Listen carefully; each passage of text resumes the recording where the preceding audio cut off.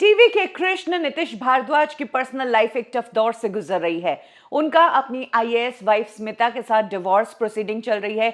लेकिन इसी बीच अब ये पूरा मामला मीडिया में आ गया है तब से, जब से नीतीश ने कहा कि उनकी वाइफ उन्हें अपनी दोनों बेटियों से मिलने नहीं दे रही है। जिसके बाद वाइफ ने नीतीश पर आरोप लगाया कि नीतीश बेटियों के पिता कहलाने के लायक नहीं है, क्योंकि बेटियों का मंथली जो 10-10 हजार रुपए खर्चा है वो भी वो नहीं दे रहे हैं। ऐसे में नीतीश की प्रॉपर्टी बेचकर बेटियों का खर्चा निकालना पड़ेगा। अब नीतीश भारद्वाज ने एक इंटरव्यू दिया है जिसमें उन्होंने अपनी आईएएस वाइफ स्मिता के बारे में चौंकाने वाले खुलासे किए हैं। नीतीश ने कहा है कि उनकी वाइफ को टेम्पर इश्यूज है और क्योंकि वो एक ऑफिसर है तो बहुत ही ज्यादा डोमिनेटिंग और कमांडिंग रहती है शादी में। नीतीश भारद्वाज ने बताया कि स्मिता की नीतीश के साथ तीसरी शादी थी और पहली शादी भी उनकी इसीलिए टूटी क्योंकि वो उस रिलेशनशिप में बहुत गलत थी। नीतीश ने कहा कि उनके वाइफ स्मिता के साथ उनके रिश्ते 13 साल से खत्म हो चुके हैं। पिछले 13 सालों में उनके फिजिकल रिलेशनशिप भी नहीं हुए हैं और अब स्मिता ने बेटियों को इस कदर इन्फ्लुएंस कर दिया है कि बेटियों ने न सिर्फ नीतीश भारद्वाज को ये कहा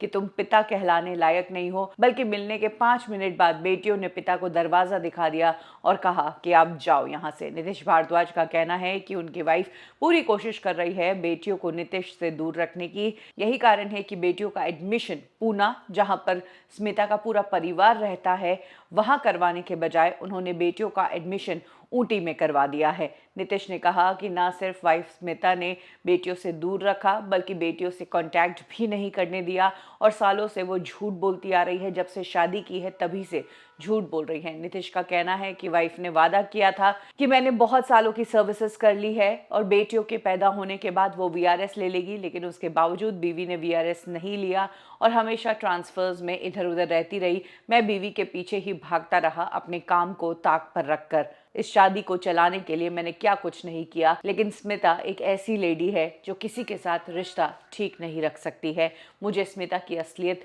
शादी के टाइम पे पता नहीं थी, लेकिन धीरे धीरे जब मेरे साथ बुरा बर्ताव हुआ तब मुझे पता चला कि ये कैसी लेडी है।